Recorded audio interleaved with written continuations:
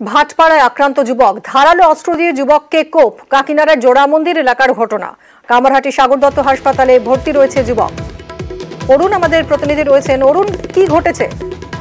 দেখো, পুরনো শত্রুতার জেরে এই কোপানো হয়েছে বলে পুলিশ সূত্রে আমরা জানতে পারছি।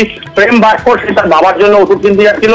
এই সময় চামা বলে এক ছেলে আছে, সেই এলাকার অনেকদিন ধরে সেই এলাকায় অনেক দুষ্কৃতির কাজের সঙ্গে যুক্ত। সে তাকে ডেকে পাঠায় এবং অকথ্য ভাষায় গালাগালি করতে থাকলে তখন সে বাধা দেয়। তখনই তাকে কোমর থেকে একটা ধারালো অস্ত্র বের করে এলো বাঠারি নাকে মুখে পেটে সমস্ত জায়গায় কিন্তু কোপায়।